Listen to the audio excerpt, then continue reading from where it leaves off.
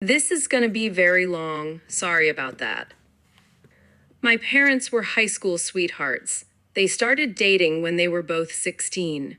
They dated for 4 years, and then my mom, 59 female, got pregnant with my oldest sister, 39 female. Then my dad, 59 male, did the right thing. He dropped out of college. He was on the path to medical school. It was his dream to become a doctor. Married mom and started working at a desk job at my grandpa 80 mail company.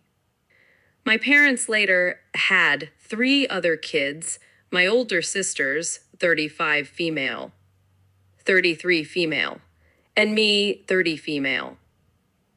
My childhood was pretty normal. Dad worked, mom stayed at home taking care of me and my sisters. Dad was always very present in our lives. I and my sisters were always daddy's girls. We were very attached to him. I was particularly close to him. We had a really deep bond. When I was 13, I was diagnosed with leukemia, and he never left my side. He held my hand during chemo sessions during the whole time. He consoled me when I had my first heartbreak and assured me that everything would be all right. He taught me how to drive. He walked me down the aisle 3 years ago when I married my husband and told me that was one of the happiest days of his life. I was always his favorite as well. My parents were happy. I never saw them fighting or anything like that. My dad took my mom on date nights at least twice a week. He spoiled her a lot, and they seem really in love. My parents were the perfect couple. Everyone saw them as something flawless, an example of true love. My mom was my dad only one, and dad was mom only one. It was something that he was very proud of, that it was really special for him.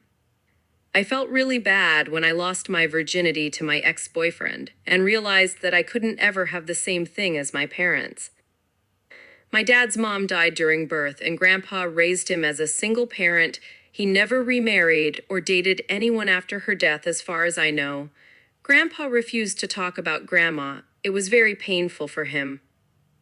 He never met anyone from Grandma's side of the family, and Grandpa didn't talk much about her. In June, I bought a 23andMe kit for me and Dad. I thought that would be cool to see if he had any relatives on Grandma's side, and we did the tests together. We did the tests. I found out that I had 2 half-brothers and that we shared the same father. We were honestly confused. I and Dad didn't understand that. We thought that this was a mistake. When we told Mom about this, she froze. She started crying. We pressured her a bit more, and that's when she confessed about her 11-year-old affair with one of my dad's friend.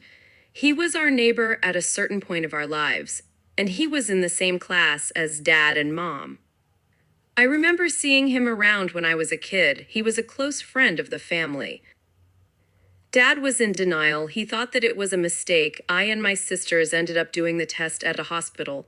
3 days later, the results arrived. No one matched with Dad. He was not our father. For the first time in 30 years of my life, I saw my dad cry, not a normal cry, sobbing, like a kid. We tried to talk to him. He got up, grabbed his keys, and left. We tried to call like 100 times, and he didn't answer. My mom was having a panic attack, so my oldest sister took her to the hospital.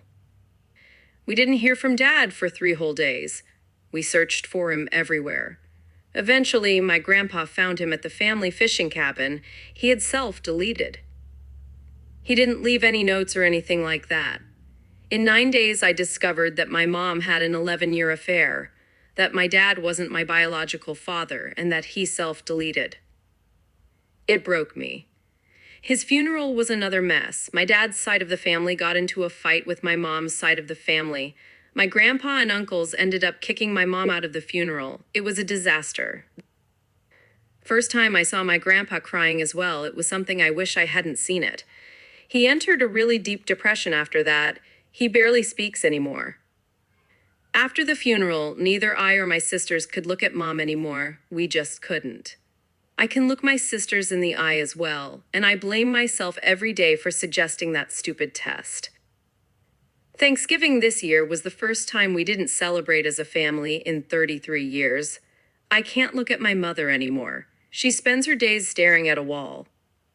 Her side of the family is pressuring me and my sisters to reestablish contact, but I just can't. My sisters are also not speaking to her since the funeral. I found out that I am pregnant last week. I and my husband have been trying for the last 2 years, and I'm not even happy. I feel hopeless. I feel broken.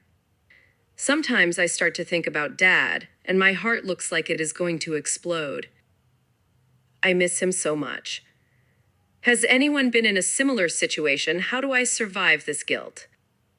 How the heck do I move past this? Any advice is really appreciated. Welcome back, everybody. This is one of the saddest stories I've ever heard on Reddit. Original poster, I'm so sorry this happened to you. I hope that you come out on the other side of this. I hope your family comes out on the other side of this. This is just terrible. Get some therapy because you're gonna need it. Use your family as your backbone to get strength to be able to get through this tunnel, because this is a bad one. This is a bad one for the mom. She's a garbage person. She's a garbage human being. This is a terrible thing to do to somebody, to do to the family, to do to herself, to do to the husband, to do to the grandfather. This is awful. She's a garbage human being. I understand y'all never wanting to talk to her again. I know that it's hard to be able to do that considering that's your mother, but this single thing, it's not even a single act. This is an act that happened over the course of many years. But this act destroyed people's lives. This act destroyed people's lives, and she deserves nothing good in life. She deserves nothing good in life. Guys, get a DNA test. Gals, don't do this. This is terrible. This is terrible. This is so bad. This person is a garbage person, and she deserves nothing good in life. That brings this one to a conclusion. I hope everybody has a wonderful day. Please like, share, and subscribe, and I'll see you next time.